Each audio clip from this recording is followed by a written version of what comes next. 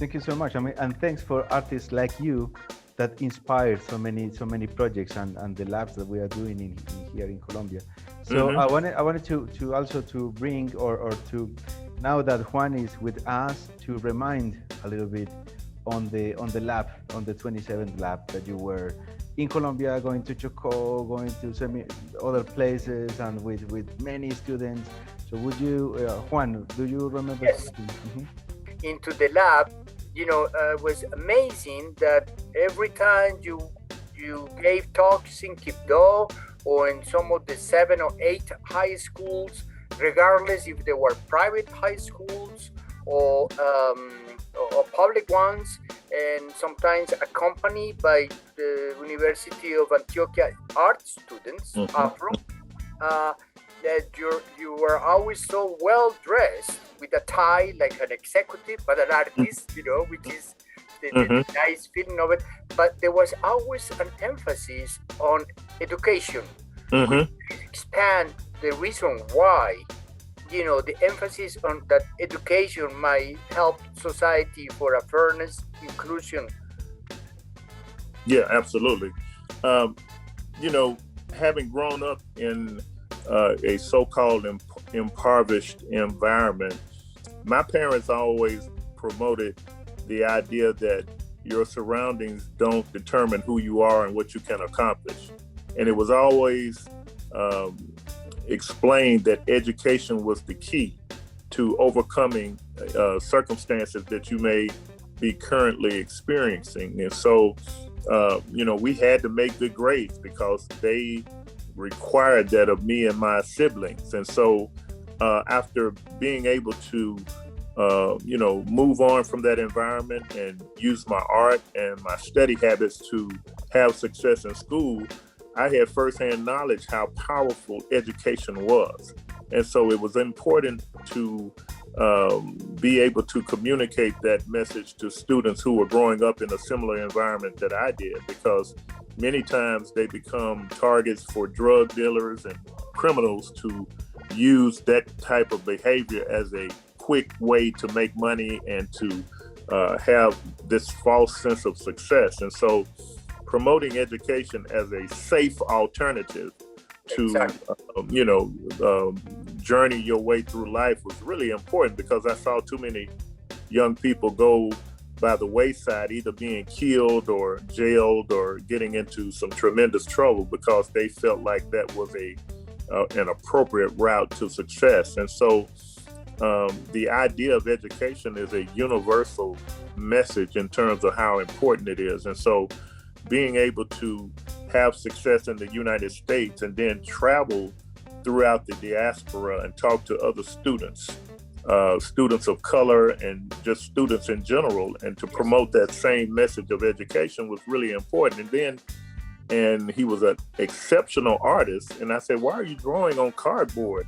He said, "Well, that's all I have to draw on. And when my mother goes to the grocery store, I have to wait for her to empty the bags and cut the bags up and use those for art surfaces." So I was able to immediately invite him into the community center and give him access to quality art materials and supplies and that type of thing.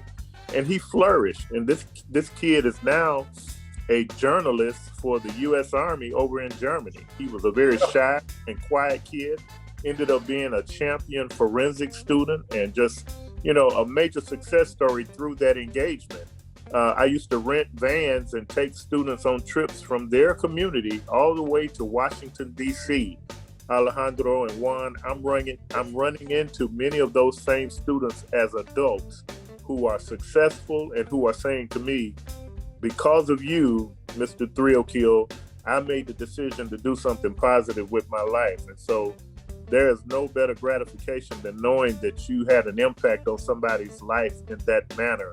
And the same thing was done for people like, of course, Martin Luther King and Rosa Parks and others who sacrificed, their safety and their lives to create better opportunities for all people in society. And so, as artists, we kind of feel a responsibility through our work and through our images that we create to try to pay homage to those who came before us, but to also impact the future generations as well.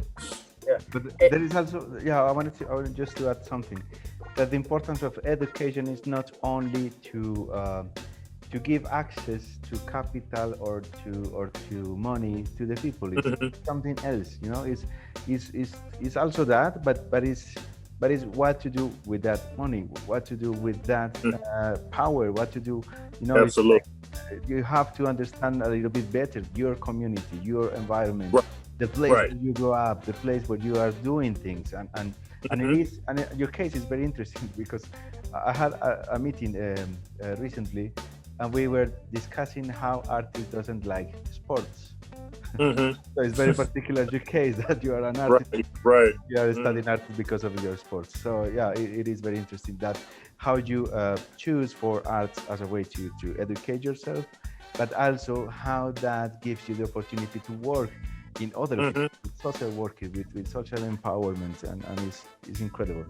Thank you so much. That's a great point, because what you're doing, aside from the financial perspective, is equipping people to be resources not only for themselves and their families, but other people in their communities. And so that education becomes something that you can pass on to help people, impact their living environments, their families' situation, in terms of just the importance of knowledge sharing and understanding history and other perspectives that are really important to create more wholesome individuals because of that exposure to all the things that education brings into their lives. As you were talking, James, I was thinking about, the art heals, and only it healed your physical wound because you were injured and you couldn't, but you continue painting, but art, heals many young people and teenagers. Absolutely. It's a fact that the program Desde Arte y Paz, healed many teenagers who and it changed their minds. So I think art can help on that. One thing that it's important about this lab, and with all your knowledge, was about how things that you talk about in the schools, about with the system of segregation, we're just beginning to supposedly overcome, with the system of segregation. It was amazing for students in Colombia to know that there were bathrooms for blacks and whites, for example.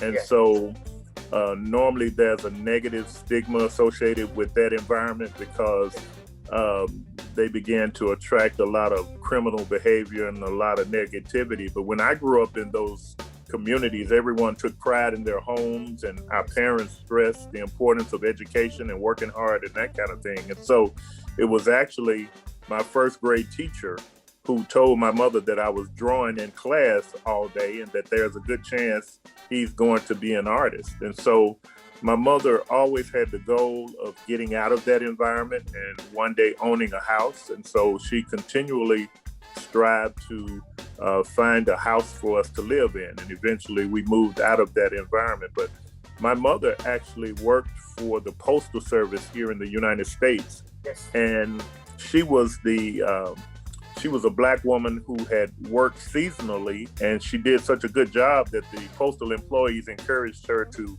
apply for a full-time job with the Postal Service. And they had a policy against hiring women. And so some prominent afro attorneys asked if they could use her case to challenge the Postal Service to change its policies about hiring women. And so they won the case, but the Postal Service was so angry that they refused to hire her so that she would be the first black woman hired by the Postal Service. So they hired two women before her, and she had to go back to court to challenge so that the next person hired would be her. So she ended up being the third black woman hired for the Postal Service. And so you were in Colombia for like I think 2 or 3 weeks, a month. Yeah. Yeah. As I was, sort of seeing the video, I called Alejandro and I said, wow, I look at these things and it's like, I get tired. I mean, how in the world we did such an amazing thing of going to Quito and doing murals, and the logistics there were not too American, you know. Right, so right. we started from scratch, you know. I remember that we didn't have permission from the university to paint the walls, so you started to scratch them, and then they finally saw what's important. But it's amazing that then back to the Colombo, we brought some of the artists from Quito to Medellin. Could you please tell us about like maybe more recent murals or work that you've been working on that thing? Sure. First of all, I have to say that I became a fan of Juan's stamina, because with those hills in Medellin, and the way we were walking up those hills to those neighborhoods, I'm like, man, Juan is in excellent shape. I'm telling you. I think I probably lost about 20 pounds once we got through. I was really happy about the new look that I had. But it was just a wonderful experience that seemed to just come together at the right time. And, you know, artists like Fabio and Diana and all of those individuals were just amazing people to work with, and they were so committed to that project. But, and then, you know, the mural that I painted, Viva la Educación, was to celebrate those students who were at that university and to promote the importance of graduating. So I did the diploma and the graduation gown because I wanted that to be just a huge part of what I expressed through the message. Something is a painting on the walls, and you could take them to your house or whatever, or to a museum, to a gallery. Then it becomes more like a product, right? But a mural is for the people. You know, it's a very social commitment, and it has this comment on social issues. Most of them. So yeah, it is interesting how people appropriate those images for themselves. It's also the mural that we have in Colombo Americano that has been there for, I don't know, since 2000, and nobody vandalize, you know, nobody do graffiti on top of the image. Yeah, that's awesome.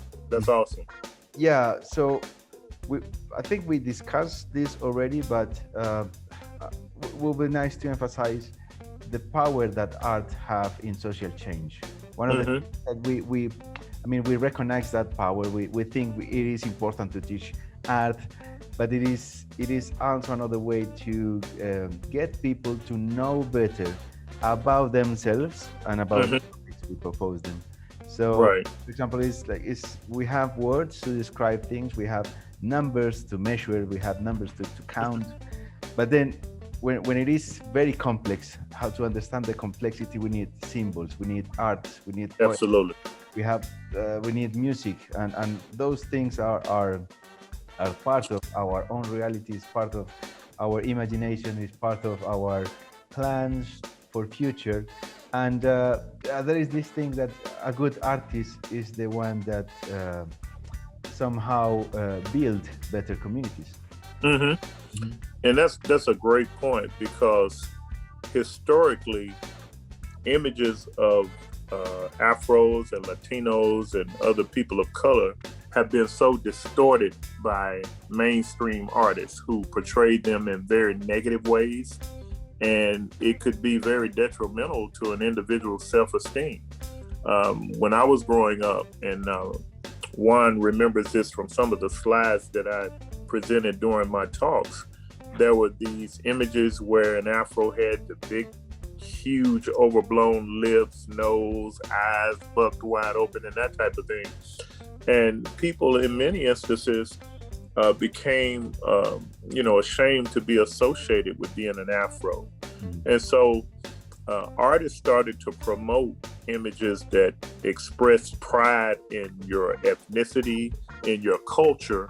And so art is a very powerful tool in helping to promote positive messages that change the way people view themselves and the way others view them. And so I feel a very important responsibility through my work to make sure that, you know, those images are appropriate, because, you know, people say that when you study past civilizations, a lot of times you look at the art of a particular era to see what things were like during that particular time. So 100 years from now, when people look back, hopefully if they look at my images, they'll see sources of pride. They'll see different people painted in a harmonious type of way to try to promote social justice, and people being proud of being part of the human race, because that's really important, especially when you look at some of the things taking place in the world where people are trying to go back to a lot of discriminatory practices in terms of how they deal with people and that kind of thing, and the things that are taking place with the Asian hate crimes and different things like that. It's just,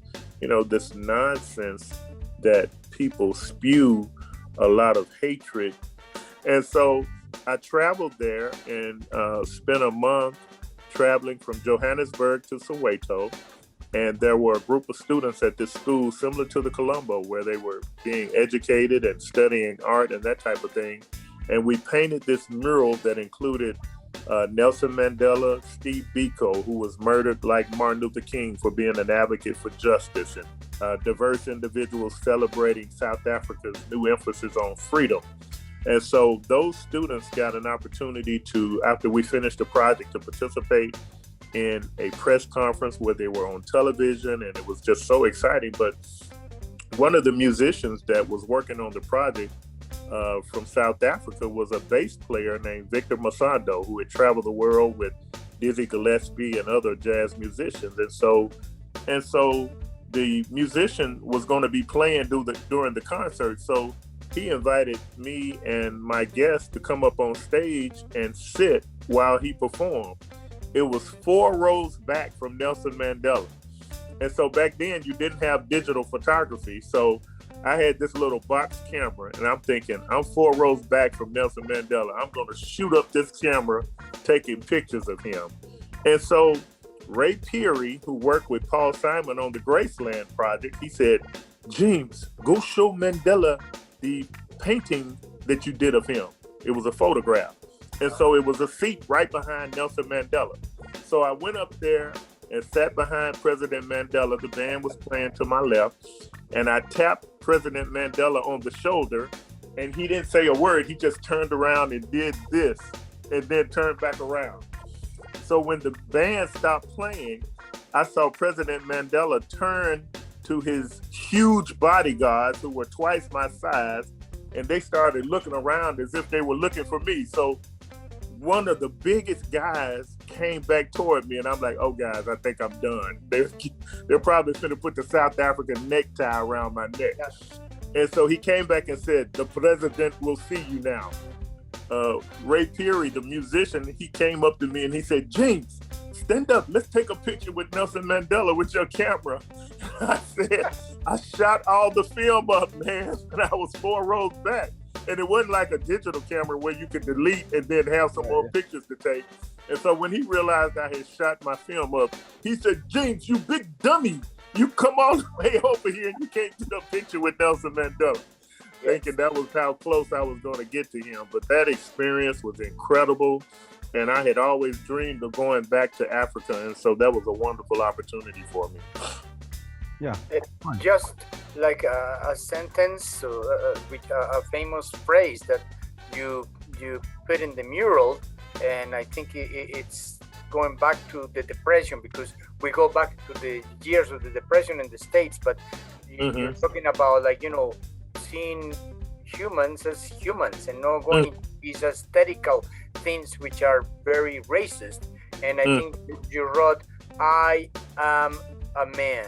A little bit of the slap that you did here with another sentence you include in your mural, and I think that it says, "I have a dream," and I think that dream was possible in Colombia through your visit.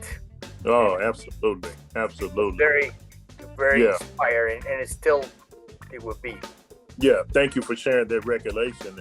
Alejandro, thanks for sending that video because it was a wonderful opportunity to reminisce on the wonderful time there and to enjoy Ober's incredible photography as well. But one thing that really stands out that I incorporated in the mural also, Juan and I were walking through Quibdó one night in an area, and there was, I was on the other side of the street, and Juan said, James, come over, take a look at this. And when I came across the street, there was a crack in the door of someone's home. And this little beautiful girl was sitting at the table doing her homework. And I was just so blown away by the message that represented, and that, you know, even in an area like Quibdó, that maybe is not as modernized as cities that you see elsewhere in Colombia, that there's still an emphasis on the importance of education in terms of trying to, raise wholesome, healthy, knowledgeable children. So that image was such a wonderful thing to see that I was moved to include it in my final mural at the Colombo.